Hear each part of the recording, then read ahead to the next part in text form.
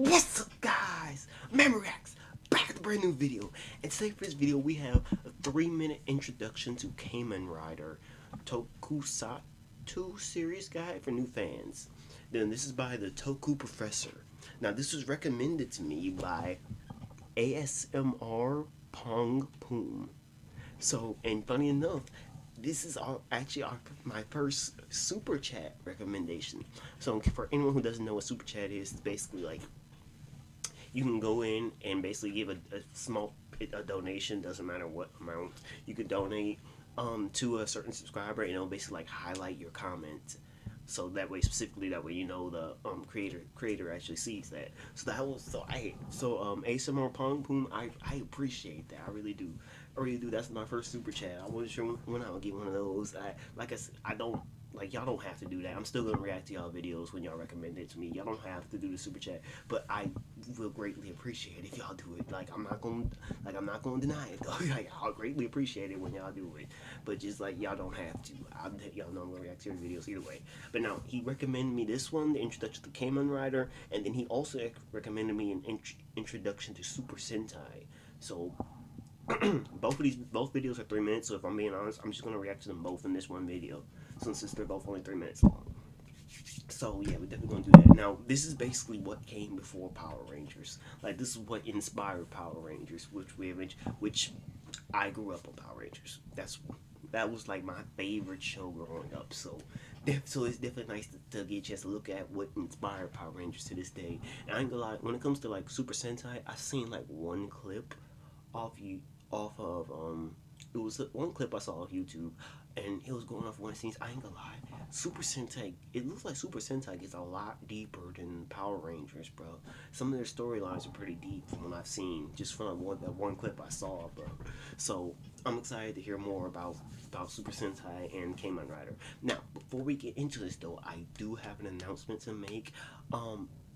I mentioned this in my other video that you will see in a little while. You'll probably see this video before you see that one anyway. The other one was just basically like I found some more Pokemon cards to unbox, so you'll see that in a minute. But but for this one, I want to have a quick announcement. I have been wanting to get more consistent with uploading videos for a long time, because right now I've really just been basically doing 2 times a week. But I want to get way more consistent with doing videos, and I think this will help me do it. So at the beginning of May, I'm gonna go on a 30-day upload streak. Yeah. So it's gonna be basically a 30-day better upload streak. I'll probably make a community post about this after I get this video uploaded and stuff like that. Just so that way, hopefully everybody knows. I'm gonna go on the 30-day streak. I am going to upload every single day of May. Every single day. Basically, so here's a little bit of rules for it. If I miss a day, the 30-day streak is broke. Alright, so I can't sit there and pretend like, oh yeah, I'm back on track, I'm still gonna make 30-day streak. No, the 30-day streak is broke, but I still have to make 30 uploads that month. So probably like say I accidentally miss a day, like something happens, the next day I gotta make like 2 videos to make up for it, and I still gotta get 30 videos for that month. I just can't say it's the 30-day streak or whatever. But for the most part, like I said, not all of them are gonna be reaction videos.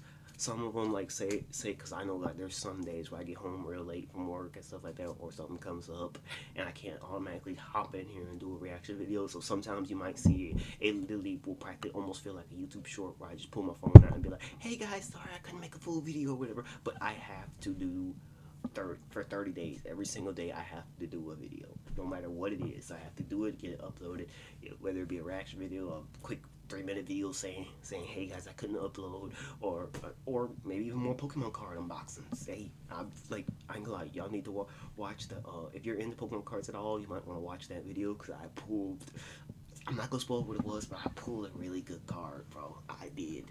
But but yeah. But yeah, we're going to do that for me. I'm hoping once that 30-day streak is done, that will get me more into the mood to actually continue with more of a consistent streak. I'm not saying I'm going to be uploading every single day after that, but I'm saying like maybe I can get to a point where I can do like 3 to 4 times a day. Now I will say though, if I like get a whole bunch of subscribers thanks to this, and it's like say I start making money through YouTube, where it's like I could do this full time, I will. But that's jumping way ahead into the future. This is just a hope in hopes of getting me to be more consistent. And besides, I gotta get my watch time hours up anyway, so this will help with that. Anyhow, that's enough talking. You already know first month of May, so May 1st, which is on a Friday, that's gonna be the start of the 30-day streak, and we gonna do it every single day. I think there's 31 days in May. I have to look again. I think so. It'll be looking more like a 31-day streak, but y'all know what I'm going for. Anyhow, let's go ahead and get into this. Let's not waste no more time. The Toku Professor. I didn't see. Please don't copyright me or nothing like that. Hopefully, I can really enjoy your videos and we come back maybe. Welcome one and all to Toku Showcase, a video series where I, the Toku Professor, introduce Japanese special effects series, both prominent and obscure, to new audiences, in brief, easy-to-digest, informative videos. If you're new to the tokusatsu genre, this is the series for you. And if you're already a Toku nerd, these are the perfect videos to share with your pals, so they too can learn to appreciate the shows you love. And who knows, maybe you'll learn something too. Today we're looking at one of Japan's favorite superhero franchises, Toei's long-running Kamen Rider series, which revolutionized the tokusatsu genre and has remained immensely popular since its inception in the early 70s. So let's put 3 minutes on the clock and rider kick our way into a multiverse of motorcycle-riding bug-eyed cyborgs. Nice. Loosely based on the works of famous manga artist Shotaro Ishinomori, the very first Kamen Rider season premiered on April 3rd, 1971. In the show, a motorcycle racer named Takeshi Hongo is kidnapped and transformed into a powerful grasshopper-themed cyborg by the mysterious terrorist organization Shocker. But he escapes and uses his powers for good to battle Shocker's animal-themed monsters called Kaijin in crazy action sequences throughout the course of the show. Going by the name Kamen, meaning masked, rider, the hero would undergo a transformation by activating a special belt powered by the wind, and would finish off his foes with his signature move, known as the rider kick. During filming... Okay, yeah, you could definitely see where the Power Rangers inspiration came from. Yeah, I could definitely see where all that came from now with this. I hear so much about Kamen Rider, whichever way you pronounce it. I heard so much about him. It's kind of crazy now to finally hear some more about it. For episode 10, the actor who played Hongo broke both of his legs while attempting a motorcycle stunt, which resulted in his character being temporarily replaced with a second Kamen Rider, with a similar backstory, now known as Kamen Rider 2. In episode 40, Kamen Rider 1 returned as the main protagonist, but 2 would occasionally show up to fight alongside him in partnered missions. Rider 1 did return to episode 40, didn't fully take over as the main rider until a few episodes later. The series lasted 98 episodes and heavily impacted the tokusatsu genre as a whole, with many shows copying its formula. A sequel series, Kamen Rider V3, began airing the week after the first show ended, and followed the adventures of the third Kamen Rider, who received his powers from the originals. Several more series, each about a new rider with different powers, would follow, some of which also proved to be quite popular. But over time, new installments came out less frequently, and the franchise went almost completely dormant going into the 90s. This thing just reminds me so much of dang Power Rangers Megaforce, when all the past Rangers teamed up for that final battle. I know a lot of people weren't too crazy about Megaforce, but that was still one of the most peak Power Ranger episodes ever. It just reminded me of it so much. I'm getting nostalgic. Went almost completely dormant going into the 90s.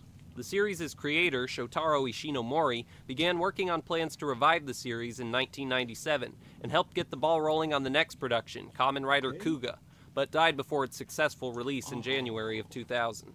A pseudo-sequel, Kamen Rider Agito, came out the following year, and from then on, a new Kamen Rider show would release every single year, right up to today. These newer shows introduced several new concepts to the series. Up to today. Oh no, 2023. Oh no, wait, that's just that series. Is Kamen Rider still going on today? That's great. Well, I mean, I guess Power Rangers basically is, so I guess it makes sense. These newer shows introduced several new concepts to the series which stuck, such as each new Kamen Rider living in a separate reality with different rules and villainous forces, and even different interpretations of what it means to be a Kamen Rider. Most riders having access to alternate forms, each granting them different abilities, and more complex storylines. But many things have remained the same throughout the franchise's run. The riders transform using a belt after calling out Henshin, and take on a group of supervillains and kaijin bent on world domination in exciting martial arts battles, often finishing them off with a rider kick. Almost all main writers get around by motorcycle, and their powers are usually linked to the series' villains in some way, but are used for good. Many of the shows feature darker themes, though the modern shows also try to appeal to younger kids more to drive toy sales. Finally, the writers from the various universes are often united, usually in movies, to take on even greater threats to their multiverse. And that's the Kamen Rider series in a nutshell. Thanks for watching.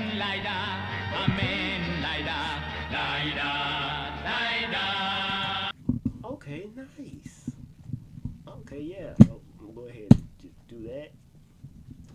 So, yeah, I enjoyed that one. Now, okay, guess what's on the Super Sentai now? Give me 1 second, I'm gonna get Super Sentai pulled up. What's up, guys? Merry. I'm just playing anyway. Alright, y'all, we're back. Now we have Super Sentai, the series that became Power Rangers. Now, this is the actual. So, I'm pretty sure Super Sentai is the series that actually directly inspired Power Rangers. If anything, I think this is basically just Power Rangers in Japan, and then the one we got was basically like are basically English. But no, I think they've got completely like separate storylines and stuff like that. So no, Super Sentai basically just inspired the Power Rangers we have today. So I'm ready to hear about this one too. Like this is the one I was talking about where I saw that one clip on YouTube, and it's like you could tell they have like way deeper storylines than the actual Power Rangers. Excuse me, like the clip I saw, it was like, I'm not sure. Do y'all remember? I think it was Power Rangers SPD, if I'm not mistaken, where they had the Blue Ranger. So it was like Super Sentai's version of that Blue Ranger, and it was like he was chasing this monster, but like this monster was killing people. I think it was basically just to save somebody else, and the Power Rangers like forced to take the monster out because it was either him or all those other people. No, but he had to do that knowing that the monster's sister or whatever would die, and I think it was also revealed that Power Ranger also loved the sister. So yeah. Seems like some of their storylines are a lot deeper than Power Rangers. So I don't think I've seen anything in Power Rangers that was that crazy deep. Anyhow, let's go ahead and get into this. Toku Professor, I'm loving your video so far. Welcome to another installment of Toku Showcase, the video series where I, the Toku Professor, introduce new audiences to Japanese special effects franchises, both prominent and obscure, in brief informative videos. If you're new to Tokusatsu, this is the series for you, and if you're already a big fan of the genre, these are the perfect videos to show your friends so they too can learn to appreciate the shows you love. And maybe you'll learn a thing or two as well. Today, at long last, it's time to cover the Super Sentai franchise. It's crazy looking at these. Look, they even got the dang Megaforce Rangers down there. So literally when Power Rangers actually showed up, they literally just took those designs and made like English versions of them. That's crazy. Because it feels so weird knowing those aren't the same Rangers I've been growing up on, but those are the same costumes, basically. It's the Japanese series about teams of multicolored superheroes for kids that was later... Dang, even the Dino Charge ones. Super Sentai franchise, the Japanese series about teams of Dang, I think those Dino Charge was. I think those Megazords are different, too. Colored superheroes for kids that was later modified into Power Rangers outside Japan. We aren't going to be discussing Power Rangers much today because I consider Super Sentai to be a separate series, since Power Rangers usually only keeps the fight scenes from the original shows. Instead, we'll be concentrating on the franchise Power Rangers gets its source material from, beginning with the first entry from 1975, Himitsu Sentai Go Ranger. But we only have 3 minutes to work with. Here goes nothing. The first Super Sentai series, Go Ranger, was developed by the creators of Kamen Rider, namely Shotaro Ishinomori and the studio Toei Company, and was apparently based on a... Hold on one second, y'all. My dog whining. She literally always does this during the video. Alright, sorry about that, y'all. I'm back. She literally always does that. I promise y'all she's doing that on purpose. Anyhow. A scrapped idea for a show about 5 Kamen Riders that fought together. This show proved to be incredibly popular among young audiences, resulting in a whopping 84 episodes being produced. A follow-up show called Jaka Dengekitai about heroes with a playing card motif followed, but proved to be nowhere near as popular, and the incredibly young franchise went dormant for the first and so far... But proved to be nowhere near as popular...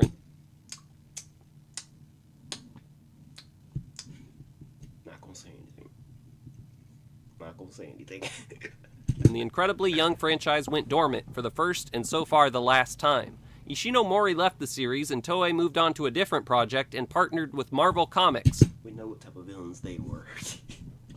To produce a Japanese Spider-Man show, which gave the popular hero It was a Japanese Spider-Man show? a gigantic robot.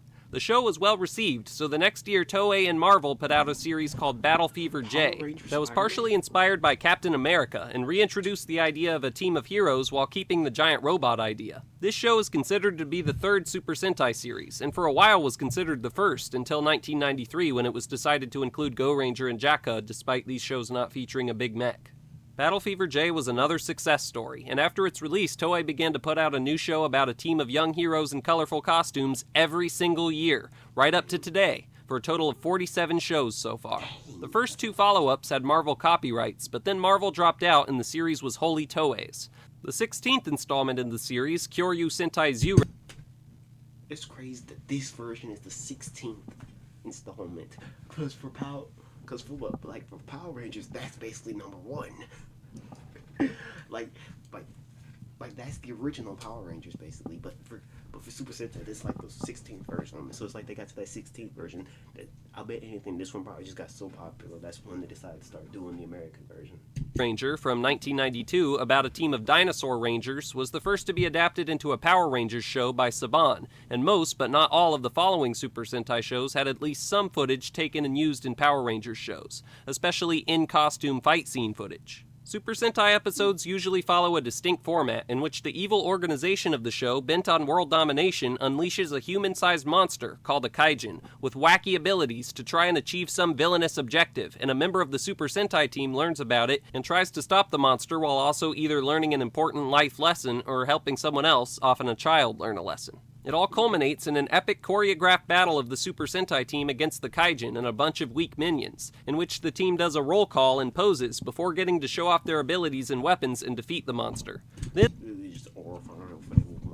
the kaijin usually gets revived and enlarged to a massive size, and the squad takes it out with their giant robot. Most Sentai teams have their own unique motif, such as pirates, ninjas, or animals, and beginning with Zyu Ranger, most get new Rangers, often silver or gold colored, added to the team in the middle of each series. There's also always been a toy selling aspect to these shows as well, but what did you expect? They're silly kids shows after all, often very obviously silly kids shows. But that doesn't mean you won't get some somber moments too, sometimes so serious you'll be blown away. And of course, I must mention the awesome practical effects. If for no other reason, you should watch these shows just for that. There's a little something for everyone in the Super Sentai franchise. See you next time. Battle Fever J, that was partially inspired by... That was partially inspired... here we go. Okay, yeah. Okay, I enjoy that. It's really nice to see where Power Rangers came from, the show that I grew up with, to see where it really came from, where it was inspired from. It's still crazy to me that the first Power Rangers, which is basically the original Power Rangers, is basically like the 16th installment of Super Sentai. It's crazy. But yeah, like I said, he even mentioned in the video, Super Sentai definitely has some deep storylines. I could tell just off that one clip I seen, I was like, oh yeah, y'all storylines get a lot deeper than Power Rangers. So, but yeah, maybe one of these days I'll have to actually get watching Super Sentai try, or maybe Kamen Rider too. You never know. But yeah, what's your name again? Let's see here, ASMR Pong Poom. I appreciate the super chat. I appreciate the recommendation too. I enjoyed this video.